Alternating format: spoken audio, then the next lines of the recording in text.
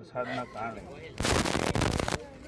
ખેતરમાં લણવાના ટાઈમ સમયે ઉપજ લેવાના ટાઈમ સમયે મુશ્કેલી કુદરતે થપાટ મારી ત્યારે મારી મુખ્યમંત્રી ભૂપેન્દ્રભાઈએ સંવેદનાથી ગઈકાલે જ અમને બધાને મંત્રીશ્રીઓને બોલાવીને અલગ અલગ જિલ્લાઓમાં જવાની સૂચનાના આદેશો આપ્યા.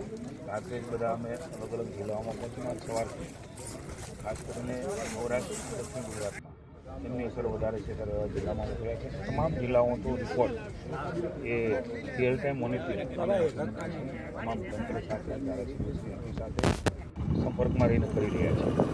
અને કાગ મેળવીને ખેડૂતોને મળીને એના ખેતરમાં જઈને એની પરિસ્થિતિ જોઈ છે, એમની મુશ્કેલી જોઈ છે.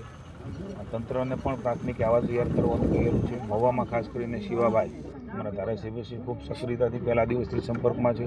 ભારે વરસાદ 16 ઇંચ જેટલો વરસાદ આવ્યો છે ત્યારે નગરમાં પણ મુશ્કેલી પડી છે અને તાલુકામાં પણ ભારે વરસાદના કારણે ખેડૂતોને એમના પાકમાં એ ચાહે તેલબિયા પાક હોય, શીંગ હોય, કપાસ હોય, આ બધામાં ફળફળાદી હોય એ બધી મુશ્કેલી થઈ છે. ત્યારે સૌએ પોતાની વાત મૂકી છે. રાજ્ય સરકારે ખેડૂતોની સાથે ઊભી છે કારણ કે આ સમય એને સધિયારો આપવાનો છે.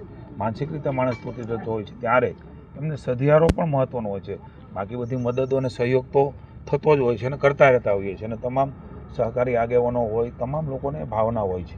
પણ આપણે સૌ સાથે મળીને એક સારા વાતાવરણમાં રાજ્ય સરકાર માનનીય ભૂપેન્દ્રભાઈના નેતૃત્વમાં જે કંઈ મુશ્કેલી ઊભી થઈ છે એમાં તમામ સહયોગ કરવા માટે રાજ્ય સરકાર એ હંમેશા ખેડૂતોના પડખે ઊભી રહી છે અને ઊભી રહેશે. પણ સૌ સાથે મળીને એમને માનસિક સ્થિતિમાંથી બહાર કાઢવાનો પણ સકારાત્મક રીતે, પોઝિટિવ રીતે મારી વિનંતી છે કે સૌ સાથે મળીને એક એવું વાતાવરણ બનાવીએ એમને સારા વાતાવરણની અંદર આ દુઃખ ભૂલાય અને એમની મુશ્કેલીમાં જે કાંઈ થઈ શકે એ આપણે સૌ સાથે મળીને એને સહયોગી બનીએ. તત્કાલ કાંઈ અત્યારે જાહેર કરેલું છે?